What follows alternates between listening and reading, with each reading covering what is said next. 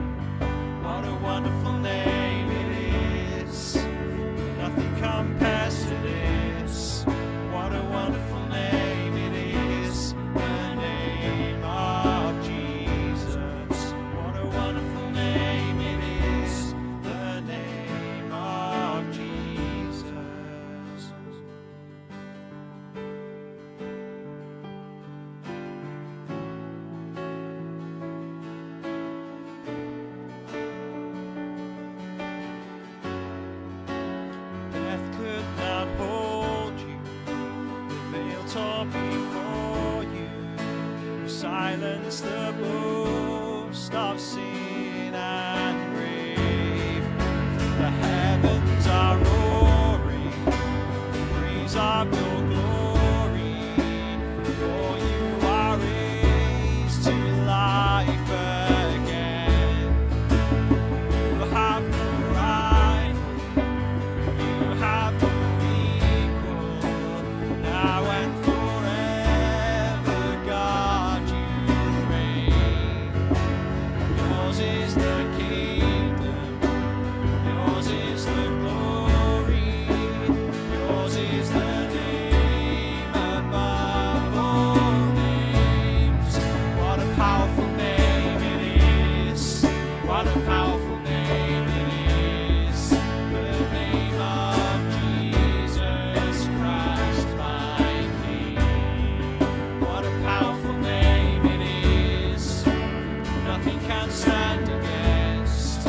What a powerful name it is, the name of Jesus. What a powerful name it is, what a powerful name it is, the name of Jesus Christ, my King.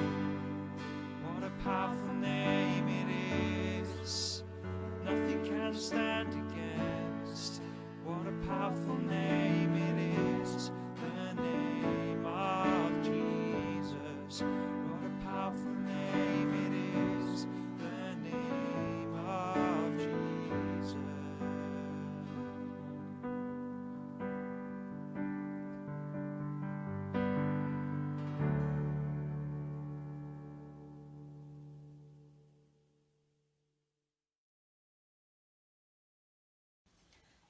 Our Father, who is in heaven, holy is your name. Your kingdom come, your will be done, on earth as it is in heaven. Give us today our daily bread, and forgive us for our sins, as we forgive those who sin against us. Lead us not into temptation, but deliver us from all evil. Because yours is the kingdom, the power, and the glory, forever and ever. Amen. Y cyngor yn Jerusalem. Yn ystod y cyfnod hwnnw, daeth rhyw ddynion o Jwdea a dechrau dysgu hyn i'r credinwyr yn Antiochia. Allwch chi ddim cael eich achub heb gadw'r ddefod i ddewig o enwedu dynion fel gwnaeth Moses ddysgu. Achosodd hyn ddadlau a theiri ffyrnig rhyngddyn nhw a Paul a Barnabas. Felly dyma'r eglwys yn dewis Paul a Barnabas gydag eraill i fynd i Jerusalem i drafod y mater gyda'r apostolion a'r arweinwyr yno. Ar ei ffordd yno, dyma nhw'n galw heibio'r credinwyr yn Phoenicia a Samaria, a dweud wrthyn nhw am y bobl o genhedloedd eraill oedd wedi cael troedigaeth.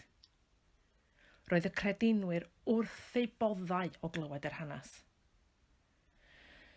Pan gyrhaeddon nhw Jerusalem, cawson nhw groeso mawr gan yr eglwys a gan yr apostolion a'r arweinwyr eraill yno, a dyma nhw'n adrodd hanes y cwbl roedd Duw wedi wneud drwyddyn nhw. Ond dyma rai o'r Phariseaid oedd wedi dod i gredu yn sefyll ar eu traed a dadlau fod rhaid i bobl o genhedloedd eraill sy'n dod i gredu i fyddhau i gyfraith Moses a chadw'r ddefod o enwedu. Dyma'r apostolion ac arweinwyr eraill yr eglwys yn cyfarfod i ystyried y cwestiwn. Ar ôl lot o ddadlau brwd, dyma Peter yn codi ar ei draed a dweud, Frodyr, beth amser yn ôl, dych chi'n cofio fod Duw wedi newis i rannu'r newyddion da gyda phobl o genhedloedd eraill, a'i cael nhw i gredu. Mae Duw yn gwybod beth sydd yng nghalon pobl, a dangosodd yn glir ei fod yn derbyn nhw drwy roi'r ysbryd glân iddyn nhw, yn union fel y cafodd ei roi i ni.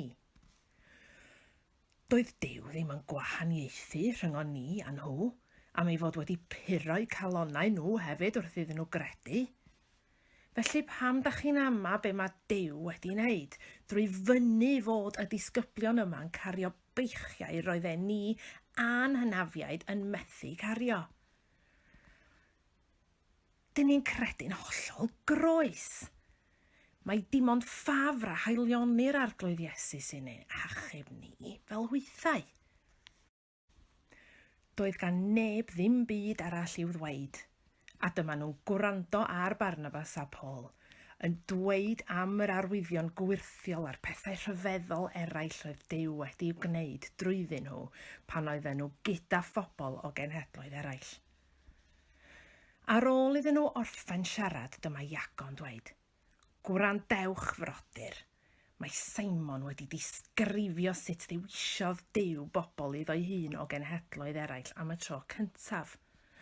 Ac mae beth ddywedodd y proffwydi yn cadarnhau hynny, enghraifft. Byddai'n dod nôl wedi hyn i ail sefydlu teyrnas Dafydd sydd wedi syrthio. Byddai'n adeiladu ei adfeilion a'i adfer mwyn i weddill y ddynoliaeth geisio'r arglwydd, a'r holl wledydd eraill sy'n perthyn i mi. Mae'r arglwydd wedi gwneud y pethau yma yn hysbys ers oesoedd maith. It is my judgment, therefore, that we shouldn't make it difficult for the Gentiles who are turning to God. Instead, we should write to them, telling them to abstain from food polluted by idols, from sexual immorality, from the meat of strangled animals, and from blood. For Moses has been preached in every city from the earliest times, and is read in the synagogues on every Sabbath. Then the apostles and elders with the whole church decided to choose some of their own men and send them to Antioch with Paul and Barnabas. They chose Judas, called Barsabas, and Silas, 2 men who were leaders among the brothers. With them they sent the following letter.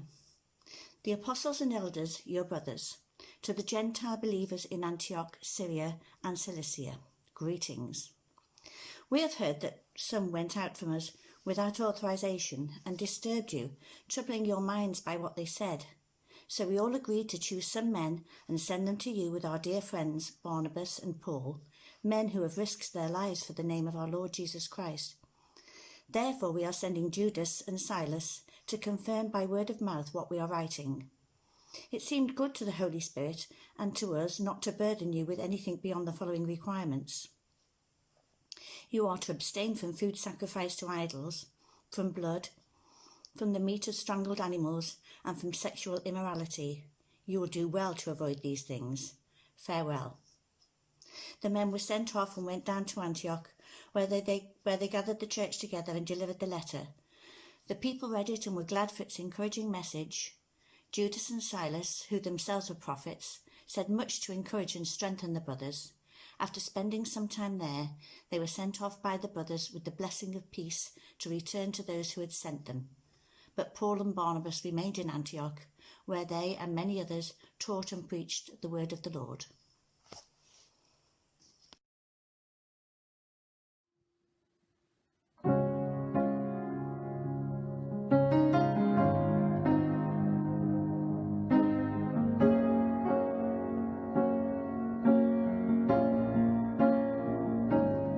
God, I look to you, I won't be overwhelmed.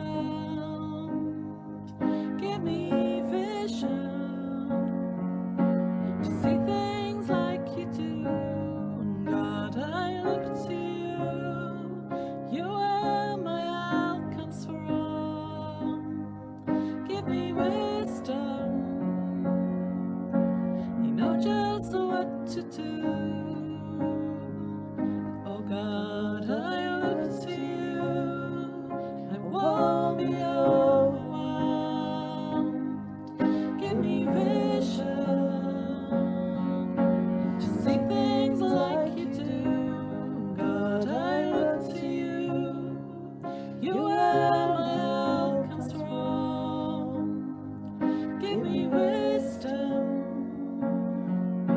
you know just what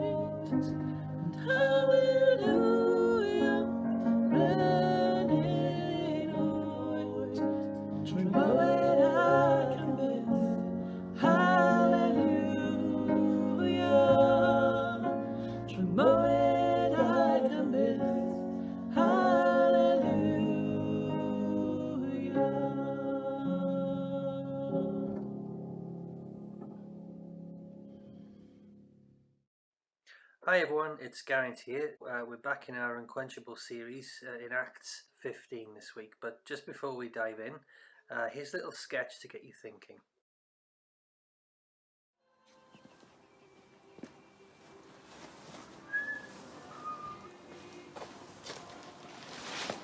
Hi. Oh, hello, you must be new. Yeah, it's my first time here actually. Hi. Oh, great, well, welcome. Just before you go in though, there's just a few things that I'll need you to carry with you at all times. If you just bear with me a second. Okay. Okay, leave this one. Right, here we go. There we are. Right, there we are. Okay. Oh, there's a couple more here. There we are. Person, you alright there? Yeah. Managing? Nearly done. There we are. Okay. There we are. Quite small, I think. There we are. There we go. What were these for again? Oh, well, you see, at our church, we've got a whole set of rules that we like people to follow. And we just find that putting them on these boxes like this helps people to remember them. They're less likely to forget them when they're on these big boxes. So, yeah. Okay. Do I need to carry them all? They're actually really heavy and big, actually. Oh, well, I'm afraid so, because at our church we think that to be a Christian you need to follow all of these rules, you see, and if you didn't, well then we'd have to ask you to leave, and that might be a bit embarrassing. So Okay. anyway, but I think let me just check. No running, always smile, don't sing too loudly, 1 biscuit per person, never touch the piano, don't pass to the pastor. Okay, I think you're good to go. Right, on you go inside. Remember, don't drop them. Okay. You okay there? There we are. I'll see you in a bit. Right.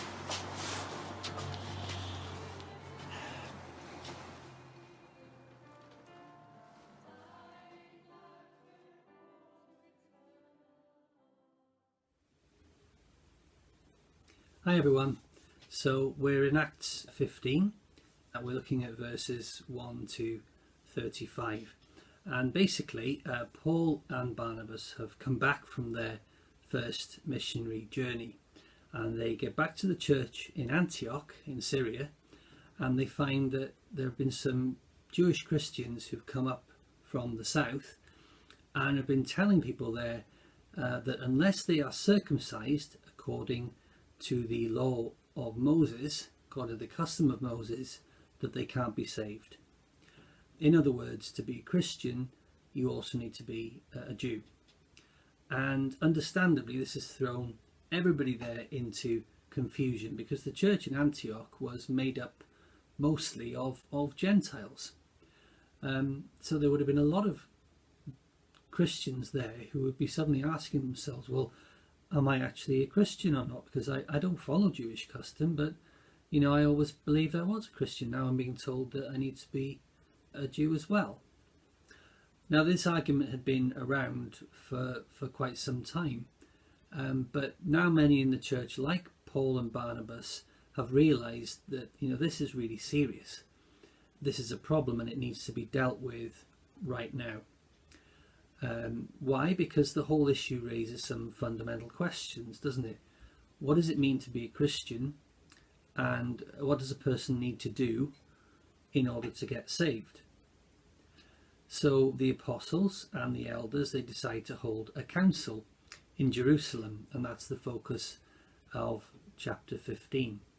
So Paul and Barnabas, they go down to Jerusalem to share what God had been doing among the Gentiles on their first journey. And it says that during the council, it says after a lot of debate, what we see is a three-pronged strategy, if you like, to defending the Gentiles from having to convert to Judaism before they can be called Christians. Okay, so the first prong is Peter. The second prong is Paul and Barnabas together. And the third and final prong is James, who is Jesus' half-brother. So first up is Peter. And Peter reminds everybody there of his time with Cornelius, the Gentile, and the time he spent in his house. Remember Acts 10, the vision that Peter has, and then the vision that Cornelius has, and they both meet in Cornelius's house, and Peter prays for them, and Cornelius and his whole household all receive the Holy Spirit. And Peter says to them there, he says, brothers, you know that in the early days God made a choice among you that by my mouth, by Peter's mouth, the Gentiles should hear the word of the gospel and believe. And God, who knows the heart, bore witness to them by giving them the Holy Spirit, just as he did to us, and that he made no distinction between us and them, having cleansed their hearts by faith. So, you're saying God knows people's hearts. And it reminds me of the story of Jesus healing the man with leprosy, isn't he? And he says to Jesus, Lord, if you are willing, you can make me clean. And Jesus reached out his hand and touched the man and said, I am willing, be clean. These people, even though they weren't Jews, they'd heard the gospel message and they'd responded. They'd reached out to God asking that they be made clean. And through the Holy Spirit, he'd replied, I am willing. Despite the fact that they weren't Jews. God is always willing to accept those who want to have their hearts cleansed, no matter who they are. And the same was true then, just as it's true now. And in verses 10 to 11, Peter turns to those people in the circumcision group and he says this, why are you putting God to the test by placing a yoke on the neck of the disciples that neither our fathers nor we have been able to bear? He's echoing the point Jesus had made to the Pharisees earlier in Matthew chapter 23, where he says, they tie up heavy burdens, hard to bear, and lay them on people's shoulders, but they themselves are not willing to move them with their finger. And then Peter comes out with this key phrase, but we, that's the Jews, we believe that we will be saved through the grace of the Lord Jesus, just as they, the Gentiles, will. He's saying, look, we lived under the weight of the law. We lived under the weight of trying to keep all of those laws and rules and customs, and we buckled. Our ancestors also buckled under the strain. we couldn't save ourselves through the law, and neither could our forefathers. In fact, he says, as Jewish disciples of Jesus, we know it's not through our obedience to the law that we'll be saved, but it's through our faith in Jesus. So in that regard, we're no different to the Gentiles. We're exactly the same. You know, there's no doubt that this core group of Jewish guys who are spreading misinformation, you know, there's no doubt that they were believers. I mean, it says in the chapter there that they were believers, and that they were completely sincere in their belief that all Christians needed to obey the Jewish laws. But that sincerity didn't stop them from being wrong. They were sincere, but they were also sincerely wrong, weren't they? They thought that, you know, while their faith in Jesus took them most of the way to salvation, you know, perhaps there was still a small part of their salvation that was down to them. R.C.H. Lenski wrote this. He said, a bridge to heaven that is built of 99 out of 100 of Christ and 1 out of 100 of anything human breaks down at the joint and ceases to be a bridge. You know, Skip Heitzig makes another point. He says that what these, you know, Judaizers were trying to do was, in fact, you know, by trying to force the people to obey the laws of Moses in addition to having faith in Jesus, what they were trying to do was they were trying to stitch up the veil that had been torn in the temple. Okay, you know, when Jesus said it is finished, the veil of the temple tore in two, didn't it? Right down the middle, symbolizing that the way to God the Father was now open. What this analogy points out is that by then adding extra laws, you know, they're in fact stitching up the torn veil, you know, by trying to add something extra, something unnecessary to the finished work of Jesus, you know, to the perfect work of Jesus on the cross. You know, in so doing, they're actually trying to make it harder to come to God the Father.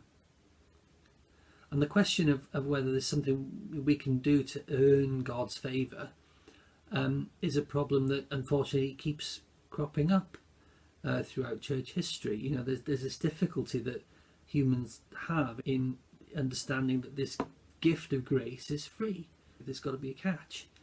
That's something that pervades throughout church history. And many Christians today, you know, either consciously or not, they see their relationship with God as a transactional one. You know, if I live a certain way or if I do certain things, God will love me more, you know, and he'll bless me with this or he'll bless me with that, you know. Or conversely, if something bad happens, they're like, well, I must have messed up, you know, God doesn't love me as much anymore. And it's toxic. It's dangerous to think that way. You know, God cannot love us any more or any less than he does right now. He's demonstrated that through giving his son Jesus on the cross, hasn't he? You know, and Jesus says that in John 3:16. You know, so rather than being transactional in our relationship with God, our relationship, of course, needs to be transformational, where we surrender our lives to God's transforming power so that he can make us more and more like him. So in verse 12, now we have the second prong, if you like. They've all listened to Peter, now it's Paul and Barnabas' turn. And it says, Paul and Barnabas related what signs and wonders God had done through them among the Gentiles.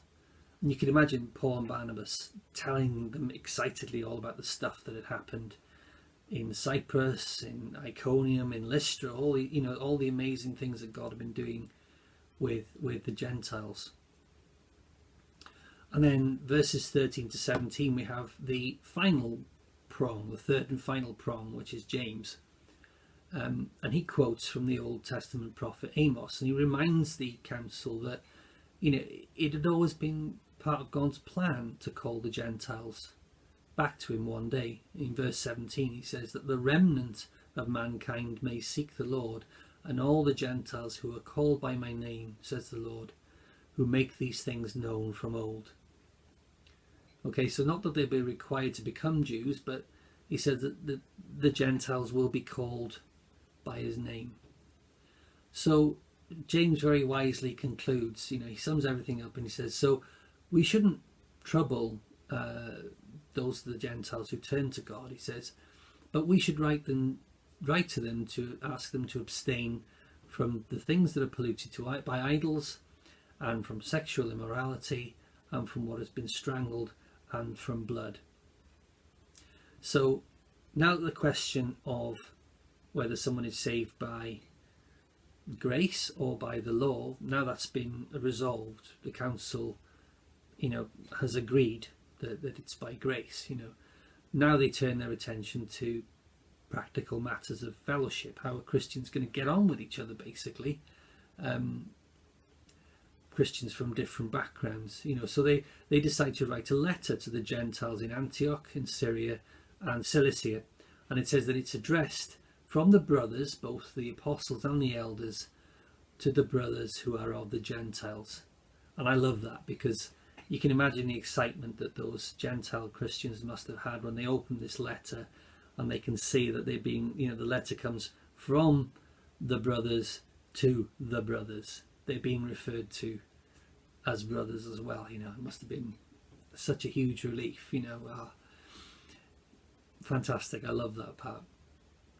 And in the letter, as I say, the council asks that the Gentile brothers refrain from doing several things, from not eating food sacrificed to idols, from consuming blood, and from eating animals that have been strangled. And now the question of refraining from sexual immorality, well, that's clearly a moral imperative for all Christians then, and just as much as it is today, of course. But it also had to do with temple worship, with pagan temple worship, which often involved various kinds of sexual practices as part of the whole sort of fertility rites, etc. So it was important in that regard that they abstained from sexual immorality as well. For the others, of course, consumption of meat sacrificed to idols, of blood, of animals that had been strangled, of course, that was to do with the Jewish ceremonial laws as written out in Leviticus. And the council was not saying that the Gentile believers had to obey the Jewish laws concerning all of these things, but that they should avoid doing those things so as not to cause offence to their Jewish brothers and sisters in Christ, and also remember so that they wouldn't offend their Jewish neighbours who perhaps weren't yet Christians. And of course Paul talks a lot about this in his first letter to the Corinthians. Actually, I'll tell you a funny story, something that happened to me many years ago. I was on a flight back from a work conference somewhere, and I got chatting to a very nice doctor in the seat next to me, and he was from Iran. And it'd been a long conference, so I was looking forward to a nice relaxing glass of red wine on the plane back. And as the stewardess approached me, it suddenly occurred to me, something inside said, I don't think you should have this red wine.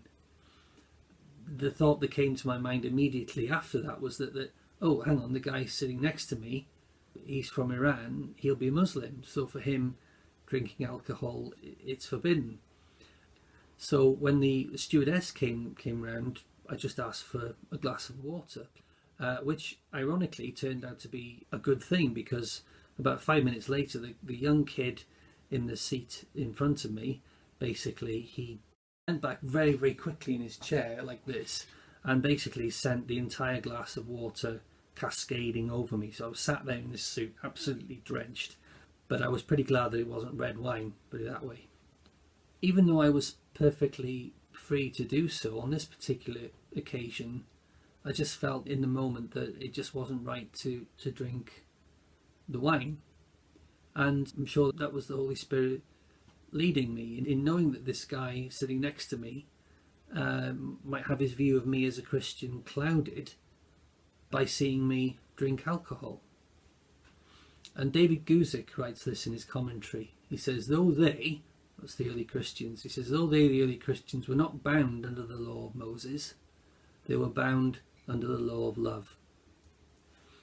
And the law of love tells them Be sensitive to your Jewish neighbours, both in and out of the church. So that early church were bound under the law of love, just as we are bound under the law of love.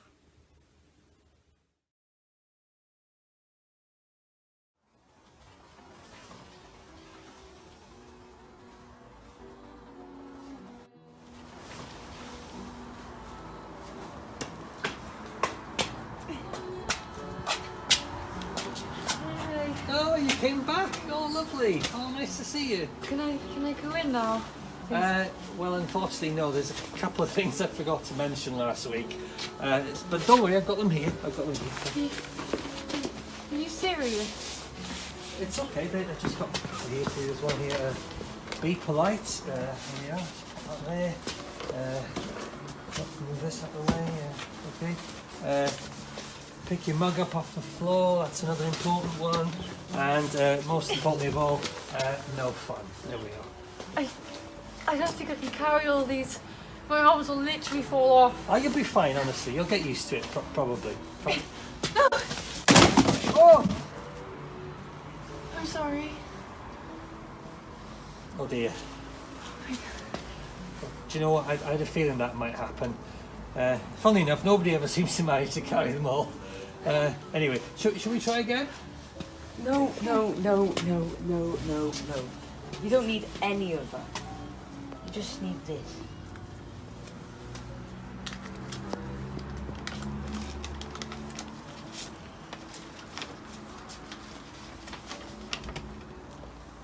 Come to me, all of you who are tired and have heavy loads.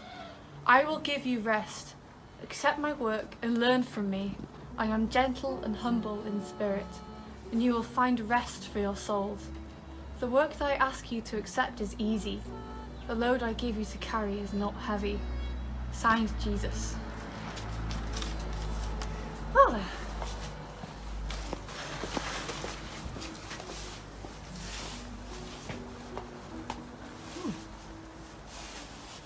Cool. Okay. Good.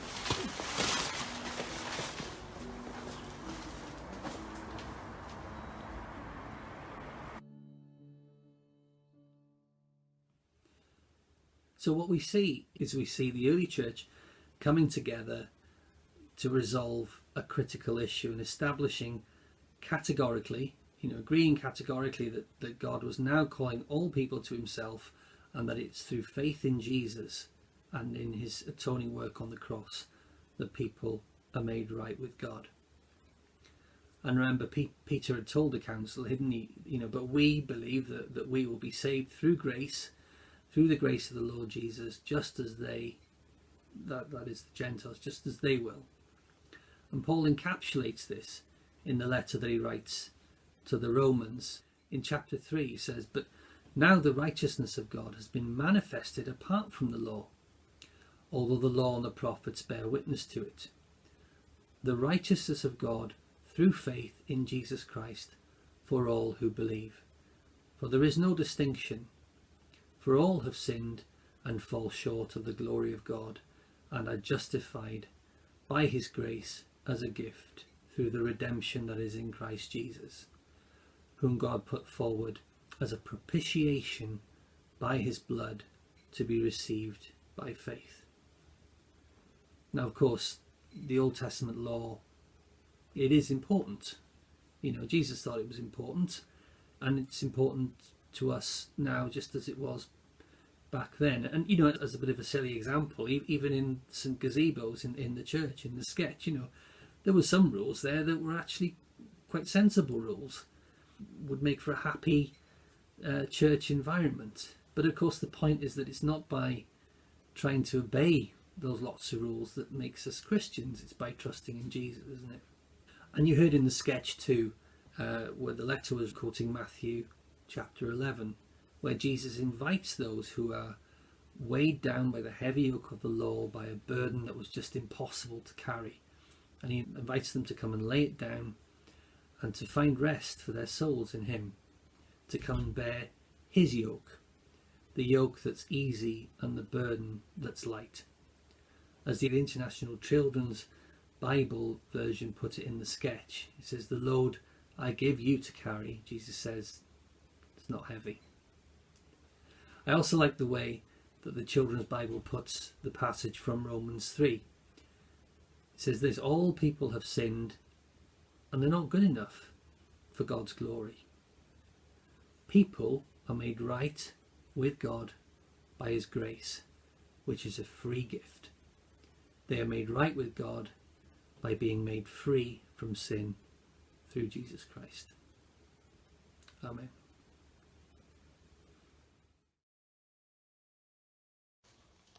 Thank you for the teachers and the doctors. Thank you for the ambulance and the me better. And thank you for all the three persons are sick and sad. And thank you for the nurses as well. Amen. Amen. Please pray with us. Thank you, Lord, for the doctors who are doing a lot for everybody, and please help them to be strong and not sad through those nasty messages on the internet. Also help the teachers who are putting a lot of time into us for us. Please help them be strong in this time. Right, Sam, can you put this under the cross? No, you're there. At the bottom, yeah. Let's have a look at your picture, shall we, Betsam, before we do the next one. Praying for the teachers, and we're praying for the doctors.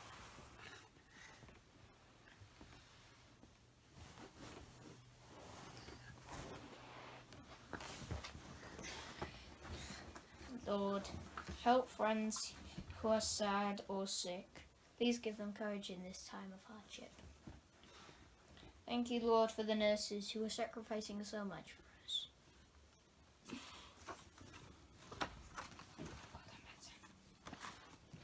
So, Lord, we think of anyone we know who's a nurse.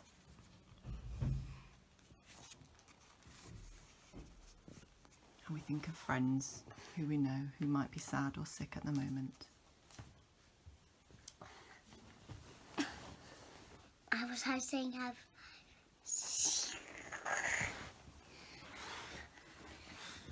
Thank you, Lord, for the ambulance crews who are rushing about everywhere all the time, day and night. 24 hours, 7 days a week, non-stop. Please keep them safe. Finally, thank you, Lord, for ourselves. Please keep us faithful in this time of hardship. Amen.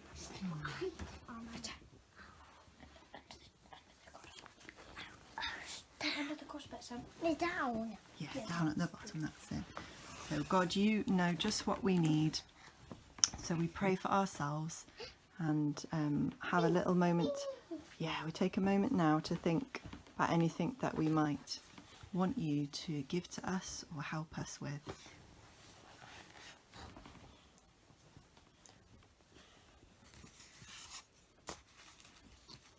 And we think of our ambulance crews as well.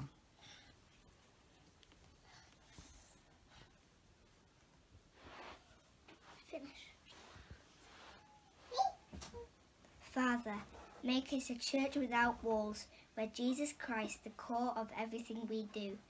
Teach us how to love people better. Help us make disciples. Holy Spirit, equip us for abiding faith in our own communities. Keep us growing and maturing in you. Amen. Amen. Thank you, guys. Thank you. Isn't it special when our prayers are led by the younger members of our church family? A special thank you. Thank you to all of the angels. Yeah, that's you lot I'm talking to on the sofa there. And to the whole Owens family as well for their teaching, their dramatic skills and their editing skills as well. And thank you, Janet and Teleri. It was the first time for Teleri taking part in our readings, and whether or not you're a Welsh speaker, you could probably appreciate what a great job she did of that. We love it when new faces or voices appear on our screens. So have a think about it. If you haven't yet offered, it really isn't that hard, I promise, and we love to see and hear from our whole family. And keep posting any prayer requests that you might have into the WhatsApp group as they arise during the week. And ring somebody if you want them to pray with you. I think we've all got a sense over the past few weeks that God has been uniting us in a really new and dynamic way. And we want to keep pressing in to all that he has for us in these coming months. We don't want to fall back into any old ruts. We know he's clearly leading us into new territory, and we don't want to miss out. If you'd like to join us on Zoom afterwards for some chat, then we can give you a link. If you don't have it already, just get in touch and we'll send it to you. It sometimes requires a little bit of bravery joining a Zoom call if you've not been before, but I promise you there won't be any interrogation, and we're all quite a friendly bunch. So thank you very much for being with us today, and hopefully see you again next week. Bye-bye.